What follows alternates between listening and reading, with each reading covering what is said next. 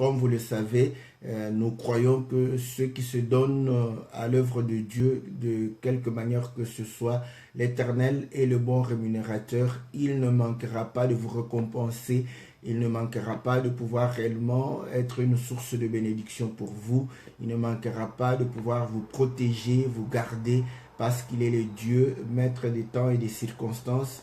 Il est le Dieu qui agit en tout temps et en tout lieu. Voilà pourquoi nous croyons que l'Éternel va pouvoir agir abondamment, n'est-ce pas, dans vos vies. Que Dieu vous bénisse, n'est-ce pas. Nous saluons aussi le bien-aimé Jobert Marion Mwaka. Que le Seigneur vous soit très, très favorable. Donc, notre bien-aimé Mailleur, que nous saluons aussi, qui nous avait posé la question de pouvoir parler un tout petit peu de Daniel 4. Donc, vous allez comprendre que nous allons faire une longue lecture afin de pouvoir réellement essayer de parler, de parcourir. Donc, c'est pratiquement beaucoup d'enseignements. Nous allons parler par rapport à ce que le Seigneur nous met à cœur aussi. Donc, vous savez que nous ne sommes pas prophètes, nous ne sommes pas docteurs, nous avons cette grâce pastorale. Donc, comprenez que nous allons pouvoir parler aussi dans ce sens-là. Mais nous croyons que les éléments, n'est-ce pas, d'ouverture vont être apportés par la grâce du Seigneur. Bon, sans plus tarder, comme vous le savez, nous allons faire la lecture. Vous connaissez déjà l'histoire, c'est l'histoire du roi babylonien qui va faire un songe et il va voir un arbre qui va grandir et pouvoir pousser ses cimes partout, et on va couper cet arbre, on va enchaîner le tronc qui va rester et il va chercher l'explication. Ça, c'est en gros. Mais la lecture nous permet de pouvoir, n'est-ce pas, d'être ciblés certains éléments qui pourront, n'est-ce pas, nous permettre de bien partager la parole du Seigneur. Donc, ça, c'est la vision que Nabuchodonosor a eue. Écoutez, comme nous avons toujours dit qu'une vision, n'est-ce pas, c'est un message. Donc, une vision, c'est la manière dont Dieu parle. La Bible dit, Dieu parle tantôt d'une manière ou d'une autre, soit par des visions, soit par des songes, soit par une voix audible. Donc, vous allez comprendre que c'est le parler de Dieu. Donc, la vision, c'est le parler de Dieu. Écoutez, cette vision était dans la tête de Nabuchodonosor. Donc, il a fallu que Nabuchodonosor puisse raconter cela afin que ceux qui l'écoutaient puissent comprendre réellement ce qui était dans sa tête. Donc, nous comprenons que la vision vient de la pensée. Donc, vous voyez, écoutez, c'est que Nabuchodonosor, parce que quand Nabuchodonosor le dit, les gens vont dire que ce sont les pensées du roi. Vous voyez? Mais lui-même va témoigner que non, ce ne sont pas mes pensées. Parce que quand je me suis endormi, je ne pensais pas à ces choses-là. Vous voyez? Parce que la Bible dit aussi que une multitude de pensées peut permettre à ce que des songes puissent naître ou des visions. Vous voyez? Mais il dit que ce n'est pas. Donc nous comprenons une chose, que voilà pourquoi, quand il commence, il dit Nabuchodonosor, roi, à tout le peuple. Donc, je m'adresse à tout le peuple, aux nations, aux hommes de toutes les langues qui habitent sur toute la terre, que la paix vous soit donnée avec abondance. Il m'a semblé bon de faire connaître les signes et les prodiges que le Dieu suprême a opérés à mon égard. Donc, vous voyez, c'est que lui, il transmet, ce n'est pas pour lui, c'est pour Dieu. Donc, écoutez, voilà pourquoi, lorsque nous parlons de la parole de Dieu, en réalité, nous sommes en train de parler de sa pensée. Donc, c'est que Dieu appelle sa parole, c'est sa pensée. Voilà pourquoi Nabuchodonosor est venu, il a donné la vision, il a donné le songe. Maintenant, il s'est dit, mais ça veut dire quoi? Quelle pensée devons-nous tirer de ce que j'ai vu et de ce que j'ai entendu? Donc, vous allez comprendre que si vous n'avez pas la pensée, si vous n'avez pas, n'est-ce pas, l'explication de la vision, du songe, vous n'avez pas la parole de Dieu. Donc, écoutez, c'est pourquoi parfois on peut scandaliser certains frères qui aiment bien la Bible. Hein, je vais donner deux exemples. Quand nous lisons la Bible, nous disons toujours que c'est la parole de Dieu. Nous disons oui, d'une manière, c'est aussi correct. Mais écoutez maintenant, nous savons que la parole de Dieu ne peut pas passer. Dieu dit que tu ne mangeras pas le porc. Maintenant, question. Parce qu'aujourd'hui, moi qui vous parle, je mange le porc. Question maintenant. Est-ce que ne pas manger le porc, c'était ça la parole de Dieu? Je dis non. Mais ne pas manger le porc, c'était un support qui transportait la parole de Dieu. Donc, la parole de Dieu, c'est la pensée que Dieu a lorsqu'il est en train de pouvoir dire de ne pas manger le porc. Vous voyez? Donc, ça, ce sont des petits exemples qui puissent nous permettre que c'est la pensée qui est réellement la parole. Voilà pourquoi Nabucodonosor vient, il dit que voilà ce que... Parce que, naturellement, les songes, n'est-ce pas, c'est vraiment... comment... Ça pour demeure la pensée de l'homme. C'est dans les pensées de l'homme que se passe le songe, n'est-ce pas, et même la vision. Voilà pourquoi quand l'homme se réveille, il se demande toujours, mais ça veut dire quoi? Donc vous allez comprendre que ce qui se passe ici, c'est aussi véritablement la manière dont Dieu est en train de pouvoir démontrer comment il communique sa parole.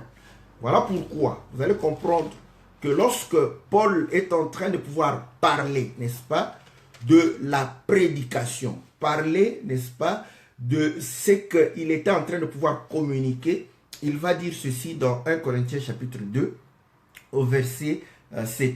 Nous prêchons la sagesse de Dieu, mystérieuse et cachée, que Dieu, avant les siècles, avait destinée pour notre gloire. Donc, vous voyez, ce que nous prêchons, c'est la sagesse de Dieu. Mais elle est cachée et elle est mystérieuse. Pourquoi elle est cachée et elle est mystérieuse? Parce qu'elle vient sous forme de songes et de visions. Parce qu'elle vient, n'est-ce pas, en termes codés.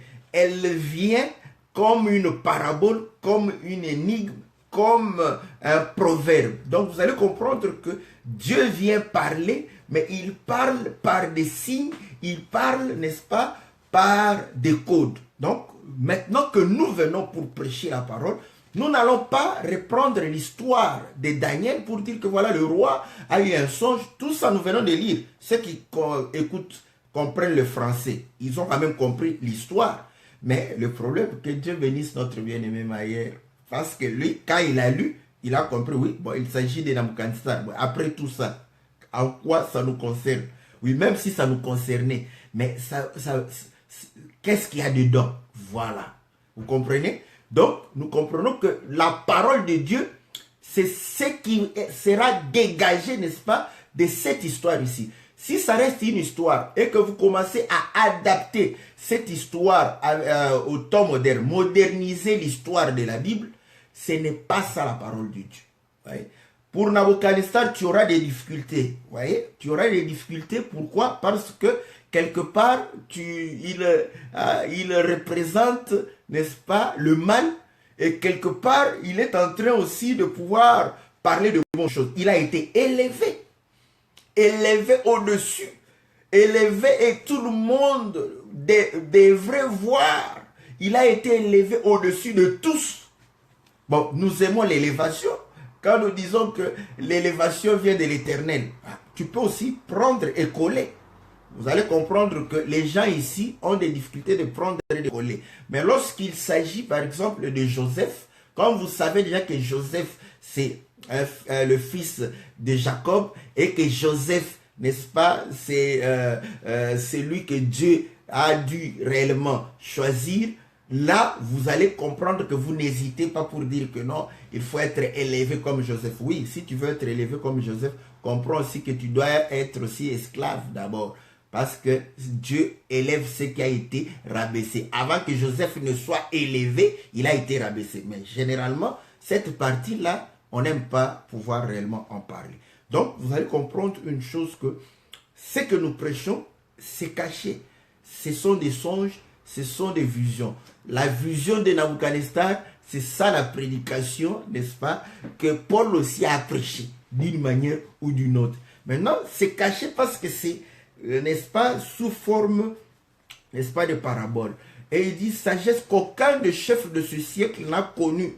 Voilà pourquoi, lorsque Nabuchodonosor a reçu le songe, c'est la vision, il va appeler les sages, n'est-ce pas, de son royaume. Il va appeler, n'est-ce pas, les chaldéens.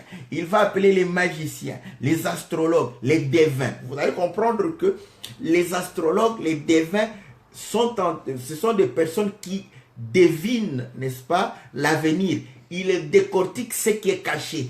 Ils parlent des choses que le commun de mortels ne saisit point. Mais vous allez comprendre que cette vision qui a été donnée à Nabuchodonosor, parce que ça fait partie de la sagesse de Dieu, elle ne peut pas être connue par les chefs de ce siècle. Vous comprenez? Elle ne peut pas être connue. Voilà pourquoi, témoignage, il fallait que les intelligents du royaume, écoutez, Babylone était la première puissance, n'est-ce pas, à cette époque. C'est comme aujourd'hui les États-Unis, on te dit qu'on prend les universitaires, tous les universitaires des États-Unis pour pouvoir décortiquer la sagesse de Dieu. Ils ne le sauront pas. Donc, Paul est en train de pouvoir reprendre, n'est-ce pas, ce qui était passé là-bas pour dire que ça ne peut pas se faire par l'intelligence humaine. Pourquoi?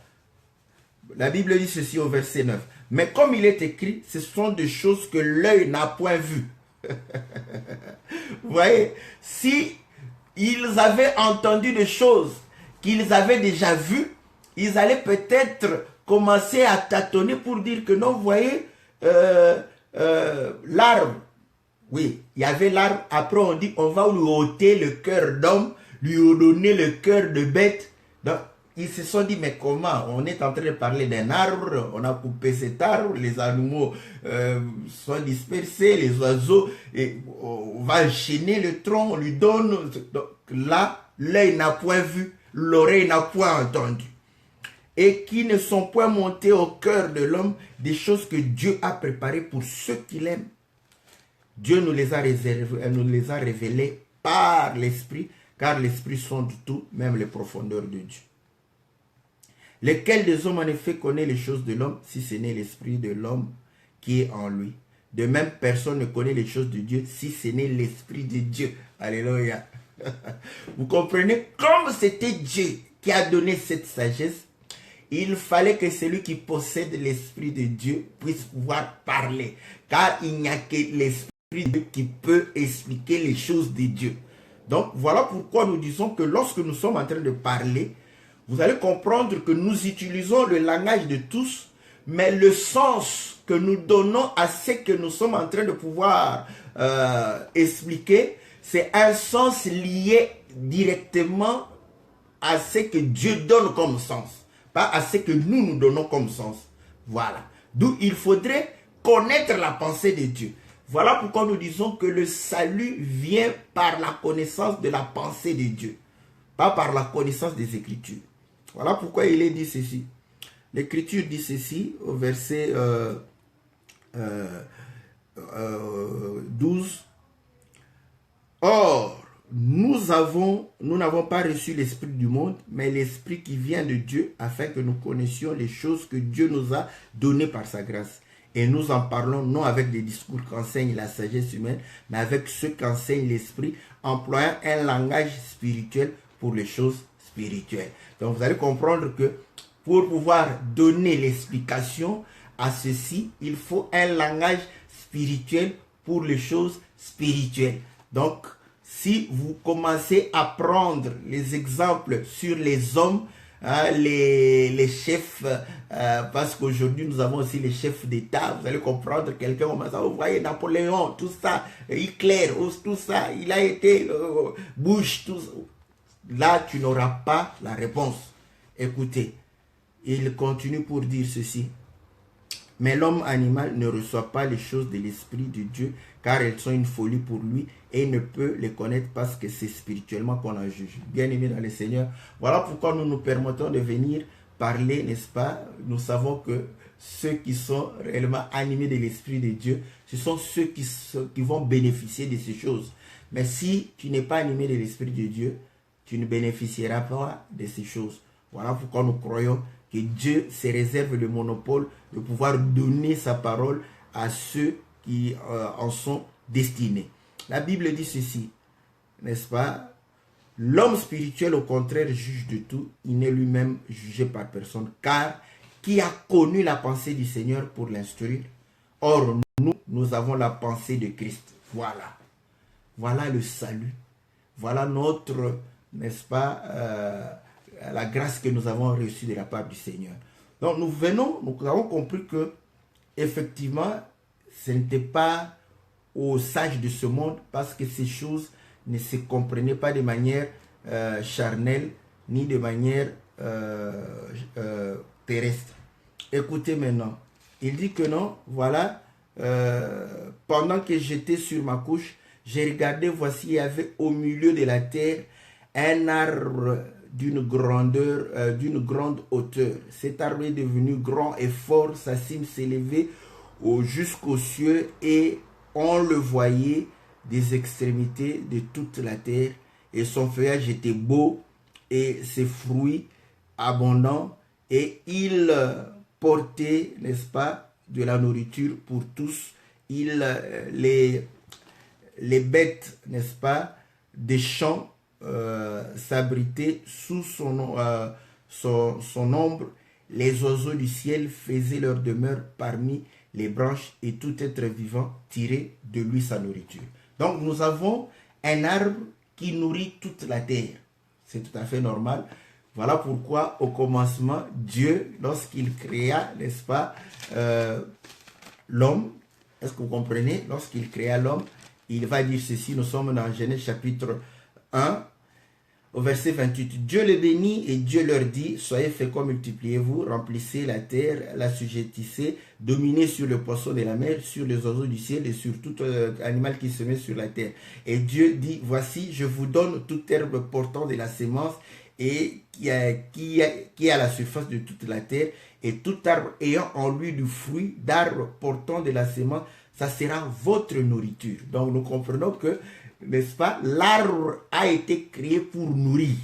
Vous comprenez? Voilà pourquoi il démontre ici que cet arbre était au milieu de la terre, vous voyez, pour pouvoir nourrir toute la terre. Donc toute la terre se nourrissait, n'est-ce pas, de cet arbre. Donc nous comprenons déjà que ça, c'est un élément important. La nourriture, l'arbre a été fait pour pouvoir nourrir, n'est-ce pas? Nous comprenons.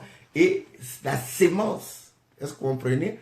Dieu donna à l'homme de pouvoir manger de la sémence. Écoutez maintenant, parce que nous sommes en train de pouvoir courir assez rapidement. Dans le livre de Matthieu chapitre 13, Matthieu chapitre 13, le Seigneur dit ceci. Au verset 1. Ce même jour, Jésus sortit de la maison, s'assit au bord de la mer. Une grande foule s'étant assemblée auprès de lui. Il monta dans une barque et il s'assit. Toute la foule se tenait sur le rivage. Il leur parla en parabole sur beaucoup de choses. Il dit, un semeur sortit pour s'aimer. Comme il s'aimait, une partie de la semence tomba le long du chemin. Les oiseaux vinrent et la mangèrent. Une autre partie tomba dans les endroits pierreux où elle n'avait point beaucoup de terre. Elle leva aussitôt parce qu'elle ne trouva pas un sol profond. Mais quand le soleil parut, elle fut brûlée et sécha, faute de racines. Au verset 17, je vous le dis en vérité, beaucoup de prophètes et de justes ont désiré voir ce que vous voyez et ne l'ont pas vu, entendre ce que vous entendez et ne l'ont pas entendu. Vous donc écoutez ce que signifie la parabole du semeur. Lorsqu'un homme écoute la parole du royaume et ne la comprend pas, le malin vient, enlève ce qui a été sémé dans son cœur. Donc nous comprenons que la sémence est une parole. Est-ce que vous comprenez? Donc, nous avons toute la terre qui se nourrit, n'est-ce pas, tout autour d'un arbre. Donc, or, la sémence, c'est une parole. Nous comprenons que c'est un enseignement.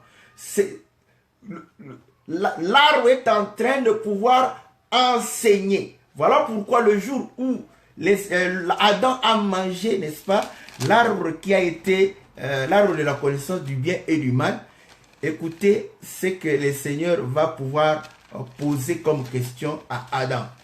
Nous sommes dans le livre de Genèse chapitre 3, au verset 8. Alors ils entendirent la voix de l'Éternel qui parcourait le jardin vers le soir. L'homme et sa femme se cachèrent loin de la face de l'Éternel, au milieu des arbres du jardin.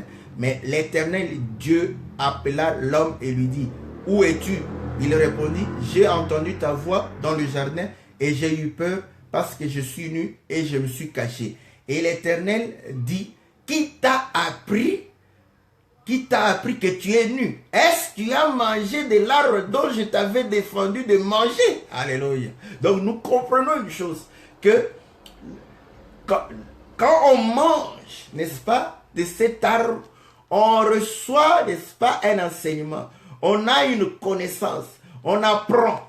L'arbre est au milieu de la terre et nourrit toute la terre. Donc, ça, parce que nous sommes en train de pouvoir dessiner déjà l'aspect spirituel de Daniel chapitre 4. Donc, nous comprenons une chose, que toute la terre est nourrie par cet arbre. Voilà pourquoi il dit que voilà, les bêtes des champs, n'est-ce pas, les oiseaux du ciel avaient leur demeure et les bêtes des champs, n'est-ce pas, étaient sous l'ombrage, n'est-ce pas, sous son ombrage. Écoutez, quand Daniel, donnons maintenant l'explication de Daniel d'abord, parce que nous allons expliquer, quand je commençais à parler, mais j'ai parlé après Daniel, hein. Parce que si Daniel n'avait pas révélé, même aujourd'hui, je ne crois pas que je pouvais me mettre ici pour pouvoir, n'est-ce pas, commencer à parler. Écoutez,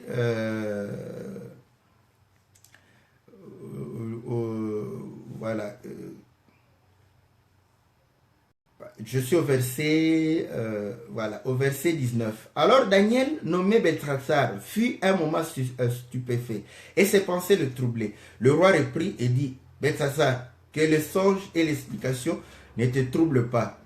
Et Beltrassar répondit, mon Seigneur, que le songe soit pour tes ennemis, et son explication pour tes adversaires. L'arbre que tu as vu, qui était devenu grand et fort, dont la cime s'est élevé jusqu'aux cieux et convoyé de tous les points de la terre, cet arbre dont le feuillage était beau et les fruits abondants, qui portaient de la nourriture pour tous, sous lequel s'abritaient les bêtes des champs et parmi les branches duquel les oiseaux du ciel faisaient leur demeure, c'est toi, ô roi, qui es devenu grand et fort, dont la grandeur s'est accrue et s'est élevée jusqu'aux cieux, et dont la domination s'étend jusqu'aux extrémités de la terre. Le roi a vu l'un de ceux qui veillent et qui sont saints descendre des cieux et dire, abattez l'arbre, détruisez-le, mais laissez en terre le tronc où se trouvent les racines, liez-le avec des chaînes de fer et des reins, parmi les champs, l'herbe des champs, qu'il soit trempé de la rosée du ciel, et que son partage soit avec les bêtes des champs jusqu'à ce que 7 ans soit passé sur lui. Voici l'explication au roi. Voici le décret du Très-Haut qui s'accomplira sur mon Seigneur le roi.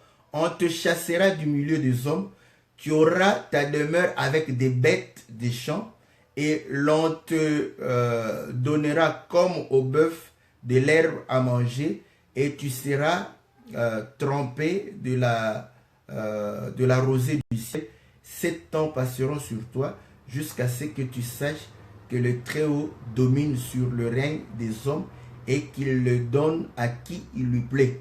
L'ordre de laisser le tronc où se trouvent les racines de l'arbre signifie que ton royaume te restera quand tu reconnaîtras que celui qui domine est dans le cieux. C'est pourquoi, ô roi, puisse mon conseil te plaire, mets un terme à tes péchés en pratiquant la justice et à tes iniquités, en usant de compassion envers le malheureux, et ton bonheur pourra se prolonger.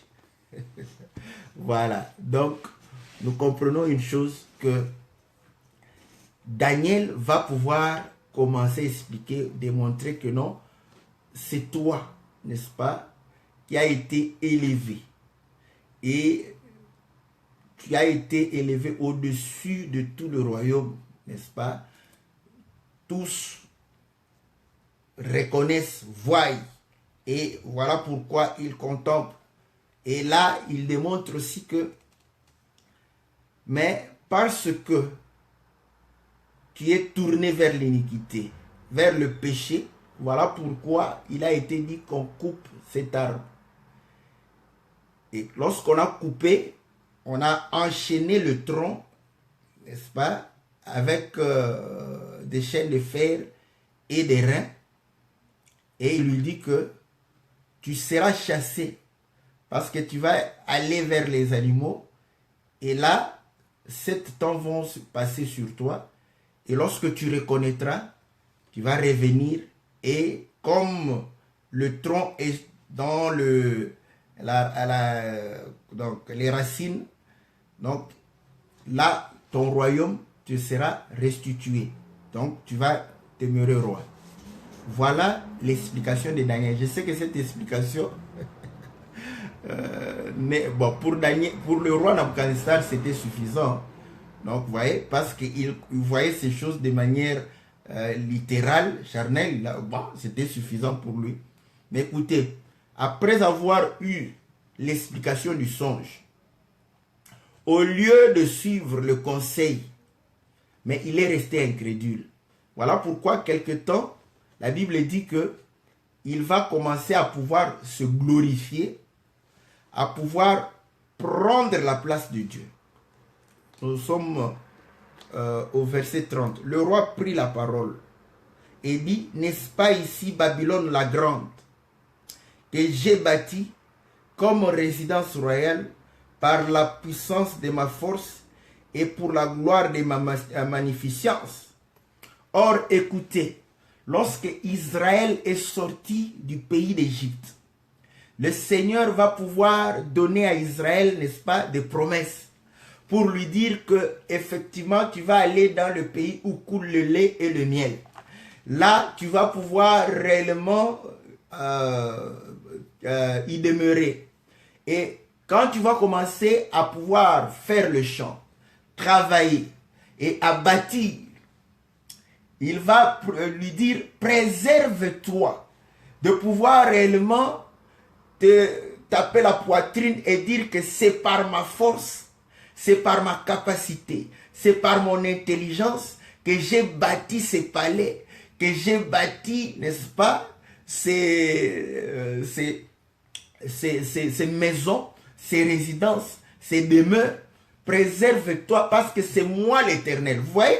Donc vous allez comprendre que le Seigneur instruit Israël de manière à ce que Israël ne puisse pas se fier, n'est-ce pas, à la chair, ne puisse pas se fier à ses capacités. Or, reconnaissons-nous, quand Israël était en train de construire, est-ce que Dieu est descendu sur terre pour pouvoir construire avec eux?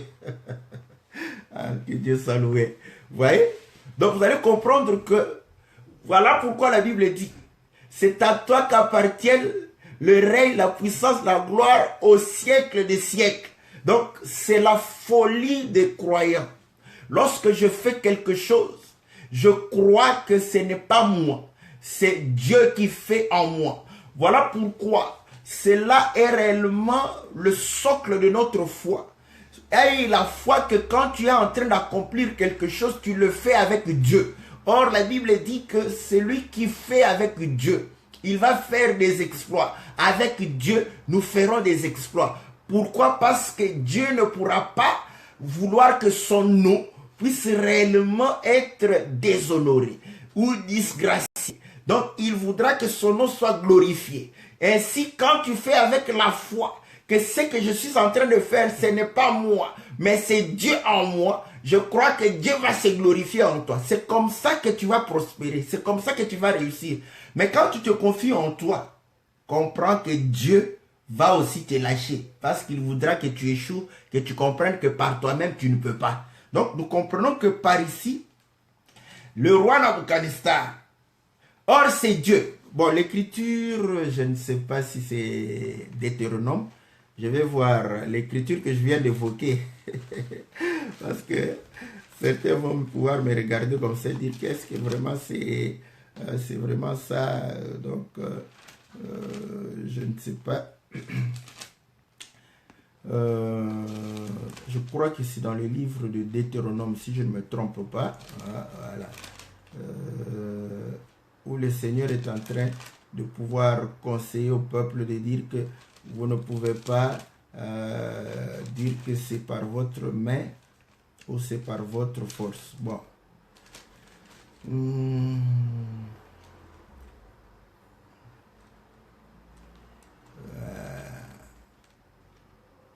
Bon, je ne sais pas quel chapitre je vais. Bon, ça c'est une écriture, j'en suis sûr.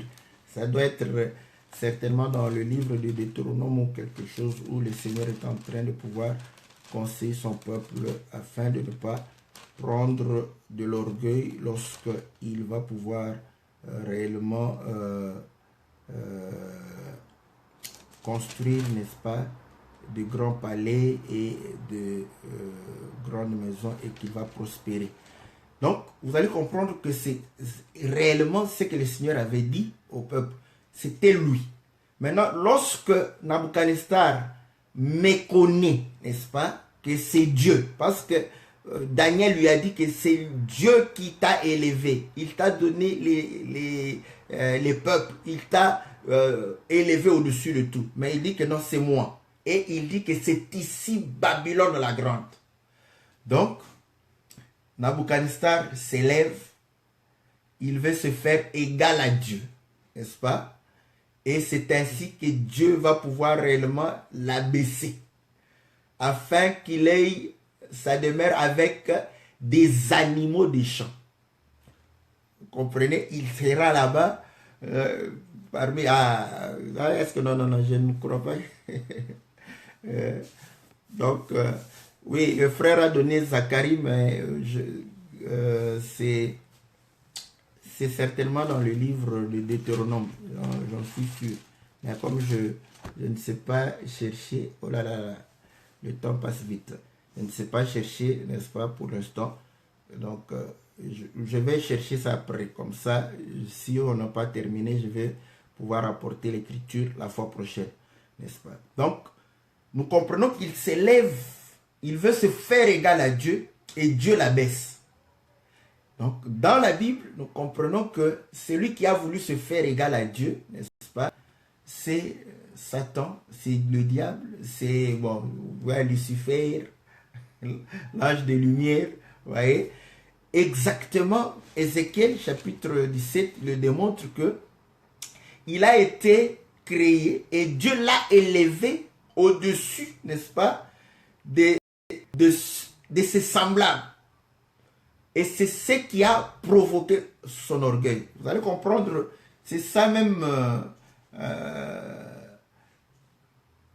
le péché du diable, c'est d'avoir laissé l'orgueil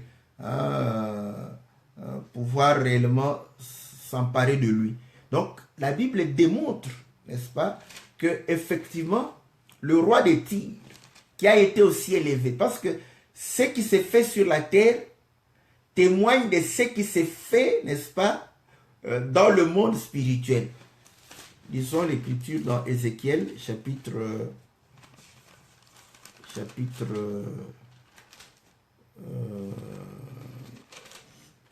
je crois 27, si je ne me trompe pas. Voilà, Ézéchiel chapitre 27. Je commence au verset 1. La parole de l'Éternel me fit adresser en ces mots. Et toi, fils de l'homme, prononce sur Tyr une complainte. Tu diras à Tyr, ô toi qui es assise au bord de la mer, et qui trafique avec le peuple d'un grand nombre d'îles. Ainsi parle le Seigneur l'Éternel. Tyr, tu disais, je suis parfaite en beauté, n'est-ce pas? Avec des cypres, des sénires, ils ont tous tes lambris, ils ont pris tes cèdres du Liban pour t'élever un mât. Ils ont fabriqué, ah non, ce n'est pas, c'est Ézéchiel 28. Voilà. Au verset 11. La parole de l'Éternel me fit adresser en ce mot. Fils de l'homme, prononce complète sur le roi de Tyr. Tu lui diras, ainsi parle le Seigneur l'Éternel. Tu mettais le sceau à la perfection. Tu étais plein de sagesse, parfait en beauté. Tu étais en Éden, le jardin de Dieu. Tu étais couvert de toute espèce de pierres précieuses, des sardoines, des topazes, des diamants, des chrysolites, d'onyx, des jaspes, des saphirs, des scarboucles, d'émeraudes et d'or. Tes tambourins et tes flûtes étaient à ton service, préparés pour le jour où tu fus créé. Tu étais un chérubin protecteur aux ailes déployées, et je t'avais placé, tu étais sur la sainte montagne de Dieu, tu marchais au milieu de pierres étincelantes, tu as été intègre dans tes voies depuis le jour où tu fus créé, jusqu'à celui où l'iniquité a été trouvée chez toi. Par la grandeur de ton commerce, tu as été rempli de violence et tu as péché. Je te précipite de la montagne de Dieu et je t'ai fait descendre chérubin protecteur du milieu des pierres étincelantes. Ton cœur s'est élevé à cause de ta beauté. Tu as corrompu ta sagesse par ton éclat. Je te jette par terre et je te livre en spectacle au roi par la multitude de tes iniquités, par l'injustice de ton commerce. Tu as profané tes sanctuaires et j'ai fait sortir du milieu de toi un feu qui te dévore. Donc, vous voyez, ce qui se passe sur la terre, Dieu, n'est-ce pas? Ah, voilà, bien que le bien-aimé qui t'en là, Dieu te bénisse. L'écriture dit, je vais revenir vite. C'est Deutéronome chapitre 8, n'est-ce pas? Deutéronome chapitre 8 au verset, je crois, 17. Deutéronome 8, voilà. Il dit ceci, garde-toi de dire en ton cœur, ma force et la puissance de ma main m'ont acquis ces richesses. Souviens-toi de l'Éternel ton Dieu, car c'est lui qui te donnera de la force pour les acquérir, afin de confirmer, comme il le fait aujourd'hui, son alliance qu'il a jurée à tes pères. Voilà. Non, ça c'est bon.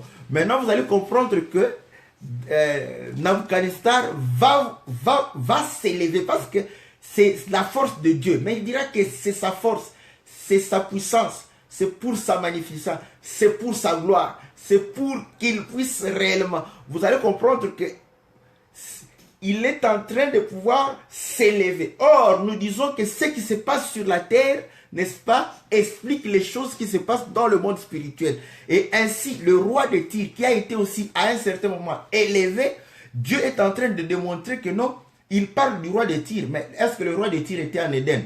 Jamais. Est-ce que vous comprenez? Donc, le roi de Tyr n'a jamais été en Éden. Le roi de Tyr n'a jamais été à la montagne de Dieu. Le roi de Tyr n'a jamais, n'est-ce pas, été un ange protecteur, un chérubin protecteur. Donc, nous comprenons que lorsqu'il est en train de parler du chérubin, il est en train de parler des choses spirituelles. Mais comme le Seigneur l'a dit aussi, si vous ne comprenez pas les choses terrestres, comment comprendrez-vous les choses célestes? Donc, nous comprenons effectivement que Satan a été fait avec un éclat. Il était supérieur en puissance, en beauté, il était brillant. Voilà pourquoi vous allez comprendre que l'orgueil, c'est que Dieu a fait. Parce que c'est là où vous allez comprendre que les mots et les biens viennent de Dieu. Écoutez, Paul va dire ceci. Dieu va manifester sa puissance en lui. Dieu va manifester sa grâce. Et il va dire que pour m'empêcher de pouvoir m'enorgueillir. Donc voilà, Dieu sait que s'il laisse ça, il prend ces choses et donne à la chair, sans pour autant casser la chair va s'enorgueillir. Voilà pourquoi il va pouvoir mettre, n'est-ce pas, une écharpe dans la chair de Paul, afin que Paul ne puisse pas s'enorgueillir. Or, le péché du diable, c'était l'orgueil de pouvoir se faire égal à Dieu. Voilà pourquoi, quand il est venu dire effectivement que le diable est venu avec la marchandise pour pouvoir dire que voilà, vous serez comme de Dieu. Pourquoi? Parce que c'est lui qui a voulu se faire égal à Dieu. Vous voyez? Donc, il a voulu qu'il soit égal à Dieu.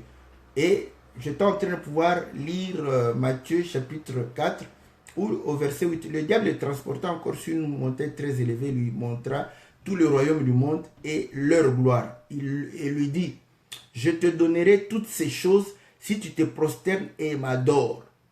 Et Jésus lui dit, retire-toi Satan, car il est écrit, tu adoreras. Ah, je vais chez Luc, hein, parce que chez Luc, c'est bien. Donc ici, comme l'élément que je cherchais n'était pas, allons chez Luc. Luc chapitre 3, au verset, je crois, 4, Luc chapitre 4 plutôt, n'est-ce pas? Au verset, voilà, au verset 5. Le diable l'ayant élevé lui montra en un instant tout le royaume de la terre et lui dit, je te donnerai toute cette puissance et la gloire de ce royaume, car elle m'a été donnée et je la donne à qui je veux. Voilà. Elle m'a été donnée et je la donne à qui je veux. Quand nous rentrons, n'est-ce pas, dans les livres de Daniel, vous allez comprendre que quand Daniel commence à expliquer, n'est-ce pas, au verset, voilà, au verset 20, il dit, lorsque tu as vu l'arbre que tu as vu qui était devenu grand et fort, dont la cime s'élevait aux cieux, jusqu'aux cieux, et qu'on voyait de tous les points de la terre, cet arbre dont le feuillage était beau, les fruits abondants, qui portait de la nourriture pour tous, sous lequel s'abritaient les bêtes des champs, et parmi les branches duquel les oiseaux du ciel faisaient leur demeure. C'est toi, ô roi, qui est devenu grand et fort, dont la grandeur s'est accrue et s'est élevée jusqu'aux cieux, dont la domination s'étend jusqu'aux extrémités de la terre. Voyez? Donc, vous allez comprendre que il lui dit, n'est-ce pas, que c'est à toi que Dieu, je crois je cherche l'écriture, c'est à toi que Dieu a donné, n'est-ce pas, toutes ces choses. Mais le diable vient, il confirme pour dire que toute la gloire des royaumes m'ont été donnés. Qui lui a donné? C'est Dieu qui lui a donné. Mais écoutez, Dieu lui a donné cela. Maintenant, vous voyez, parce que lui, il prend la place de Dieu, il demande à Jésus de l'adorer. Vous voyez, au lieu de pouvoir montrer que nous devons adorer Dieu. Voilà pourquoi il sera l'antichrist. Christ, quand il est venu, il dit que tout pouvoir m'a été donné. Mais, qu'est-ce qu'il a fait? Il nous montre que nous devons adorer Dieu. Vous voyez? Au lieu de prendre la gloire pour lui, il remet la gloire à Dieu. Différent avec le diable. Donc nous comprenons par là que effectivement l'arbre, n'est-ce pas, était en train de pouvoir parler de Nabuchodonosor. Or Nabuchodonosor, c'était le roi de Babylone. L'arbre, le roi parle de lui-même. Le roi parle aussi de son royaume. Le roi parle de lui-même, il parle aussi de sa royauté. Donc voilà pourquoi vous allez comprendre que l'arbre en soi, parce que lui-même en tant qu'un homme, il ne pouvait pas abriter, n'est-ce pas, tout le monde. Il est protégé, oui, mais c'était son royaume qui s'est étendu, n'est-ce pas, sur toute la terre. Et il dominait, n'est-ce pas, sur tous les hommes, n'est-ce pas, et les bêtes des champs. Bon, ici, vous croyez que Nabuchodonosor, quand il est arrivé chez les bêtes, est-ce que les bêtes se sont prosternées devant lui? Donc, vous allez comprendre que lorsqu'on est en train de parler des bêtes des champs, si nous comprenons en français, vous allez dire que voilà, il gère les biens, les hommes, les animaux, tout ça, oui. Ça, c'est en français. Mais vous allez comprendre une chose qu'il est en train de pouvoir dire, que les bêtes des champs étaient sous son ombre, n'est-ce pas? Et les oiseaux du ciel, n'est-ce pas, venaient résider sur ses branches. C'est ici où nous avons compris déjà que Nabuchodonosor parle du diable, n'est-ce pas? Et le diable démontre que tous les royaumes, n'est-ce pas, lui ont été donnés, la gloire lui a été donnée et il est élevé au-dessus de tout. Voilà pourquoi, pour montrer à Jésus, il est allé sur une montagne élevée pour voir, n'est-ce pas, tout ce royaume, vous allez comprendre. Et la Bible démontre qu'il est le Dieu de ce siècle. Il domine. Écoutez, voilà pourquoi vous allez comprendre maintenant que le monde est en train de se nourrir parce que le monde entier n'a qu'un seul arbre qui le nourrit, qui lui donne la nourriture. Vous pouvez être hindou, musulman, vous comprenez que vous vous êtes nourri par un seul arbre qui est, n'est-ce pas, réellement représenté par le royaume babylonien, représenté par Nabuchodonosor. Écoutez, Nabuchodonosor, quand il prend la place de Dieu, il dit, n'est-ce pas, n'est-ce pas ici Babylone la grande. Vous voyez qu'il y a beaucoup de choses à parler ici. Oh là là là là, Seigneur, aide-moi. Ouais. Et c'est ici Babylone la grande. Allons consulter, n'est-ce pas, le livre d'Apocalypse. Apocalypse chapitre 17. Apocalypse chapitre 17, au verset 1. Puis un de 7 anges qui tenait les 7 coupes vint, il m'adressa la parole en disant, viens, je te montrerai le jugement de la grande prostituée qui est assise sur les grandes eaux.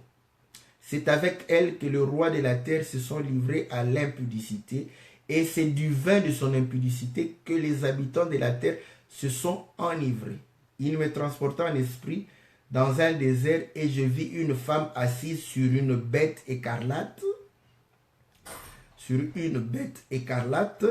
plein de noms de blasphème, ayant 7 têtes et 10 cornes. Cette femme était vêtue de pourpre, d'écarlate, parée d'or, de pierres précieuses, de perles. Elle tenait dans sa main une coupe d'or remplie, n'est-ce pas, d'abominations, des impuretés de sa prostitution. Sur son front était écrit un nom, un mystère, Babylone la grande, la mère des impudiques et des abominations de la terre. Vous voyez, Nabuchodonosor en train de pouvoir dire, n'est-ce pas ici, n'est-ce pas, que j'ai bâti Babylone la grande comme résidence royale. Ouais. Donc, vous allez comprendre que Babylone la grande a commencé là-bas. Et ici, on démontre que elle est assise sur une bête, n'est-ce pas? Et elle est assise sur les grandes eaux. Au verset 15, il me dit, les eaux que tu as vues sur lesquelles la prostituée est assise, ce sont des peuples, des foules, des nations, des langues. Vous voyez? Donc, elle domine sur toute la terre. Elle domine, n'est-ce pas, sur toute langue, sur toutes les nations. Donc, nous comprenons effectivement que Babylone la grande, c'est une ville, c'est la cité de Nabuchodonosor. Or, écoutez, Nabuchodonosor, n'est-ce pas, est devenu une bête. Il a été, n'est-ce pas, chassé pour être parmi les bêtes. Bon, nous avons parlé du diable qui, quand on l'a créé, il était plein de beauté, de sagesse, de ceci, tout ça. Lorsqu'on trouva l'iniquité, il sera précipité. Mais comprenez une chose, que la Bible dit que Dieu ne se répand pas de ses dons. Il ne se répand pas de ses dons. Voilà pourquoi il est écrit, je crois, dans le livre de Corinthiens, il se déguise en ange de lumière. Pourquoi? Parce qu'il a cette capacité de pouvoir revenir, n'est-ce pas, dans l'éclat, n'est-ce pas, qu'il avait auprès de Dieu lorsqu'il était en train de pouvoir le servir, lorsque Dieu lui a donné, n'est-ce pas, toutes ses qualités, ses aptitudes. Donc vous comprenez que quoi qu'il fût précipité, quoi qu'il fût chasser, quoi qu'il s'est rébellé à Dieu, Dieu va pouvoir réellement le considérer comme un adversaire, parce que c'est Dieu qui le considère comme un adversaire, parce qu'il est adversaire de Dieu. Et nous allons comprendre que Dieu lui laisse tout ce qu'il lui avait donné. Il n'a pas repris. Ce n'est pas comme nous les hommes, quand tu es fâché, tu reprends tout ce que tu as donné à quelqu'un. Dieu ne se répand pas de ce don. Quand il te fait don, il te donne ça et tu vas avec. Voilà pourquoi vous allez comprendre que même les diables utilisent cette écriture-là, parce que ce que Dieu lui a donné, Dieu ne s'est pas repenti de cela, il lui a laissé cela. Voilà pourquoi il opère des prodiges, des miracles, parce que Dieu lui avait donné cette capacité. Donc, nous comprenons une chose, que il va aller vers les bêtes des champs, n'est-ce pas, et devenir une bête. Or, écoutez, comme nous avions dit, les bêtes des champs, hein, ce ne sont pas seulement les bêtes ici dans la forêt. Acte chapitre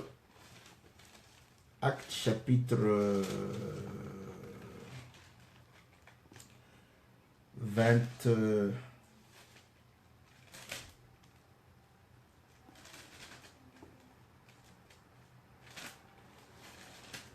Je cherche là où Paul fait ses adieux, n'est-ce pas, au bien-aimé d'Éphèse. Voilà, je commence Acte chapitre 20. Je commence au verset 26. C'est pourquoi je vous déclare aujourd'hui que je suis pur du sang de vous tous, car je vous ai annoncé tout le conseil de Dieu sans en rien cacher. Prenez donc garde à vous-même et une vision de la part de Dieu. Et la vision de la part de Dieu, c'est une manière de Dieu de pouvoir parler. Mais lorsque Dieu parle, il faut qu'il y ait une explication. Pourquoi? Parce que la vision vient avec des symboles, des choses visibles. Or, les choses visibles parlent des choses invisibles. Viennent avec les choses terrestres. Or, des choses terrestres parlent des choses célestes. Voilà pourquoi il a vu un arbre qui s'est élevé au milieu de la terre pour pouvoir, n'est-ce pas, étendre sa cime au-dessus sur toute la terre. Et nous avons identifié que cet arbre, c'était lui, tel que Daniel le dit. Et lui parle de celui qui domine sur toute la terre, sur ce monde. Mais le caractéristique, c'est quoi? Au lieu de donner gloire à Dieu, qui lui a donné ces choses, il veut se procurer cette gloire, il veut réellement s'enorgueillir. Donc nous comprenons qu'il parle, il témoigne du diable qui a voulu se faire égal à Dieu.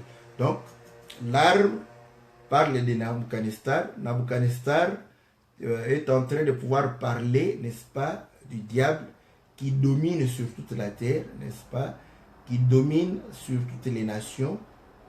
Voilà pourquoi on dit que les bêtes des champs, n'est-ce pas, et les oiseaux du ciel viennent trouver ombrage sous ces feuilles. Feuillage, n'est-ce pas, beau, d'une beauté. Or, vous allez comprendre que la chair est comparée, n'est-ce pas, à des feuilles, à des fleurs, comme je vais lire l'écriture, je crois, de Jacques, qui parle pour démontrer que la beauté de la chair n'est qu'éphémère, n'est-ce pas? Donc voilà, au verset 11 de Jacques chapitre 1, le soleil, bon, je commence au verset, que le riche au contraire se glorifie de son humiliation, car il passera comme la fleur de l'herbe. Le soleil s'élève avec sa chaleur, il a desséché l'herbe, sa fleur est tombée, la beauté de son aspect disparaît, ainsi le riche flétrira dans ses entreprises. Donc nous comprenons que tout ceci, n'est-ce pas, démontre cette beauté. Les gens sont frappés par... Or, quand le Seigneur est venu, vous allez comprendre que le royaume du Seigneur, le Seigneur dit que le royaume du Seigneur n'est pas venu de sorte à frapper, n'est-ce pas, l'œil. Donc, Voilà pourquoi c'est cette différence-là. Ce qui frappe, ça frappe l'œil, ça tire, n'est-ce pas? Voilà, pour produire la convoitise. Donc, vous comprenez que nous sommes dans cet aspect-là, n'est-ce pas, des choses. Donc, voilà ce que nous avons pu démontrer, qu'effectivement, maintenant, vous allez comprendre que les habitants de la terre se nourrissent, n'est-ce pas, de cet arbre-là. Et ainsi que les bêtes de champ, les oiseaux du ciel. Donc, j'étais en train de pouvoir évoluer pour expliquer les bêtes de champ, les oiseaux du ciel, et pouvoir voir, n'est-ce pas, comment est-ce que les choses vont évoluer dans la suite du temps. Donc, retenons, ce n'est qu'une introduction, n'est-ce pas? Bon, Daniel chapitre 4, c'est vraiment beaucoup d'enseignements là-dessus. Donc, voilà ce que nous avions dit. Comprenez que les choses charnelles parlent les choses spirituelles. Donc, nous avons compris que Dieu a parlé, n'est-ce pas? Pour saisir la pensée de Dieu, il fallait avoir une explication. Et l'explication n'est apportée que par l'Esprit du Seigneur, parce que l'Esprit du Seigneur parle, n'est-ce pas, de Dieu. Voilà pourquoi, lorsque nous rendons témoignage, n'est-ce pas, à Dieu. Donc, nous comprenons que ce royaume, n'est-ce pas, c'est un royaume qui s'élève, n'est-ce pas, pour ne pas donner gloire à Dieu. Donc voilà ce que nous pouvons retenir, n'est-ce pas, comme introduction.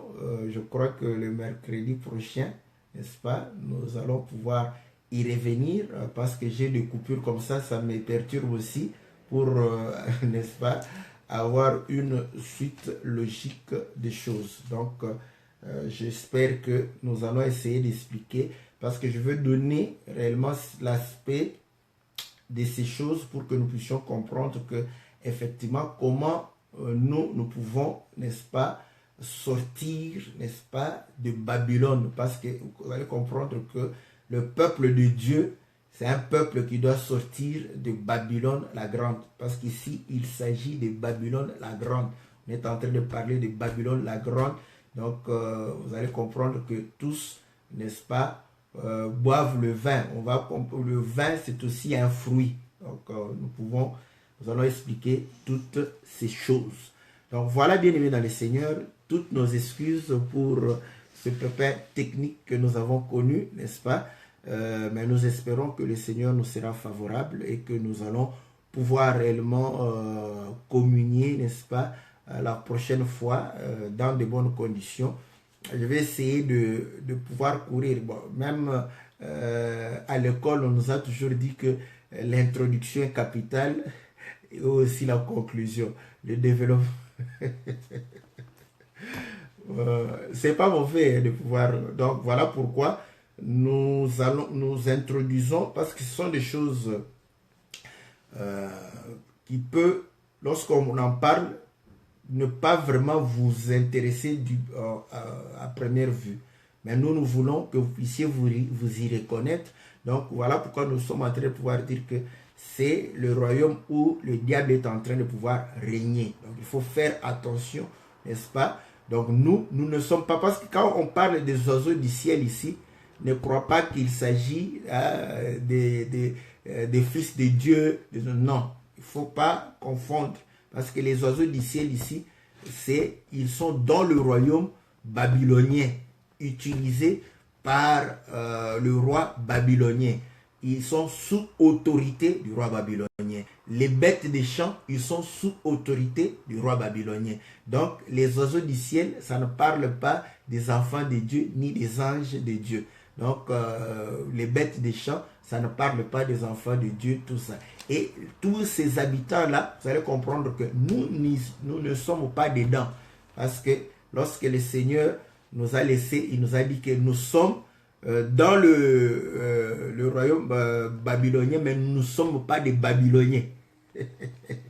Nous ne sommes pas de Babylone. Donc, vous allez comprendre que nous sommes, n'est-ce pas, dans ce monde, mais nous ne sommes pas du monde.